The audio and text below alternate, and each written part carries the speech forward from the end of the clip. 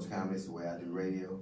I think I understand we have an obligation to entertain and to make sure advertisers are happy, and make sure Phyllis is happy, make sure that the public is happy. But in doing all of that, I think as an artist, you have an obligation to kind of shed a light on whatever truth you see. Oh yeah, you know, to me, humor is to life what shock absorbers are to a car, and I listen to you every day just about, and I remember when you were on the news at night, was it CNN? It was CNN. I consider you one of those, not just a hilarious comedian, but a very informative, intellectual comedian. You know, just got a lot of cussing, but it's some substance in it. I think that I take that that's a compliment, especially coming from you. But I think that my gig is to call it like I do, no matter.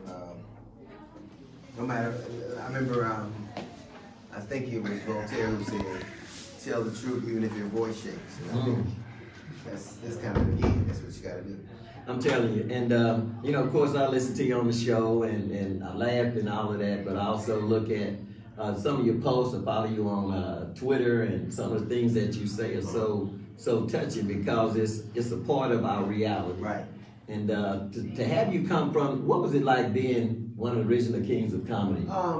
It was, you know, like imagine being a grown man, but getting to spend your time with some of your dearest friends, and your wife can't say nothing about it. Oh, well, that was a great time. And your wife can't say nothing about it because you're working. I know that's and right. she can't say nothing about it. So it's like that, you know.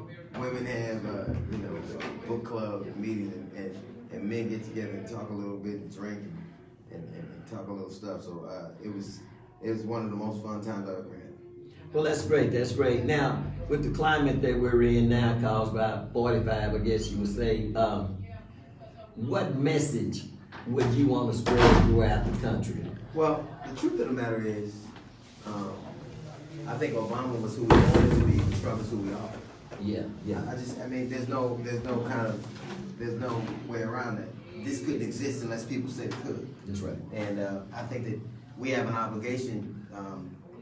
Like I remember this kid, 21 Savage now, you know, the little rapping cat who caught, you know, ICE caught him up. Man, everybody's upset. But they've been putting kids in cages. They've been breaking up families. So we have an obligation to not just say anything when it affects people that are on our playlist, but people who are trying to do exactly the same thing.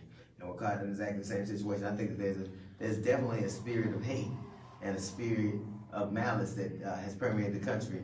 And most people, a great deal of people, at least 40% of the people think that's the way it's supposed to be. I don't.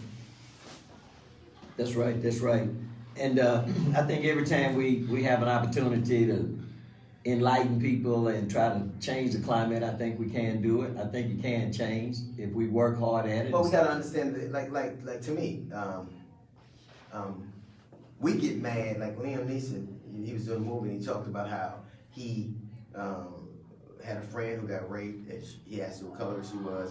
She told him he was black, and he said he went around with a stick looking for a black bastard to kill. Now, when's the last time you seen a white man admit something before he got caught? Like, just admit it out of his heart. Admit it because he was convicted, his spirit. Like, if we can't want things to change, if we don't know where the level is, I think it takes a lot of courage for a man to say what he would have done. Yeah. Like, most of us have thoughts and we never tell. If you told your wife what you was thinking all the time, you'd be divorced. I'd be dead. Like, literally. If you told people what you really thought, if you told your boss what you thought, if you told, you know, but it takes a hell of a thing to tell people what you thought, unvarnished. And I think we have to at least, it doesn't make him a hero, but it makes him human. Right. And I think I can respect a man who risks something to get something to purge his soul. And that to me is an idea of who we can be, but we only get to that place if we visit that place. Well, you know, I told my wife a couple of days ago, you know, we was talking about the Black History Month coming up and stuff. I say, I've always wondered, why do you hate me because I'm black? As if I had a choice. Right. What did I do to deserve this hostile treatment? And it just really frustrates us, you know. And but it frustrates us because, It doesn't, if you're black, or if you're brown, if you're yellow, if you're red, if you're anything other than what most powerful people look like, then you look at as inferior. And I can't say why they did it or why they continue to do it. I can say this, that if we are all human beings, at the end of it all, I wear a lot of skulls, and skulls to people mean death. To me, it means that we're all the same under the skin. Like if when we leave here, all they're gonna see is bones and skulls. That's right. And they're gonna just say that was a human. You know, and I think anybody who believes that they were born, just by the way they were born inferior to somebody, and then lets that permeate his existence and let that leak out to the world, I think is the one I feel sorry for. That's right. Well, how long did you just wake up one day and decide you want to be a comedian? Or that just No, maybe you didn't make the basketball team or right, something? I didn't make no team. I didn't make no team. I couldn't hustle. I wasn't an athlete. I wasn't smart. All I could do is talk shit. So I remember I never forget it. My mom said, "You think you gonna bullshit your way through life?" And now I do. So oh wow. I just think, much like you had a calling or you have a calling, this was what I knew. Like, I couldn't say that I knew I was going to be a comedian, but I knew I was going to do something that I expressed myself, and I knew I was going to be something that I made people laugh. So I didn't know what that would look like, but once I picked up a microphone, I knew what I would do for the rest of my life. Well, and you're doing a superlative job, Thank and you, we're man. just so blessed to have you down Thank you, here. man. I appreciate it. I can't wait to see the show, Thank and you, man. God bless you, my brother. We're going to keep you lifted up, and we're always going to be there trying to encourage you to keep on doing what That you're means the doing. world to me, Pastor. Thank you so much. All right. God bless you.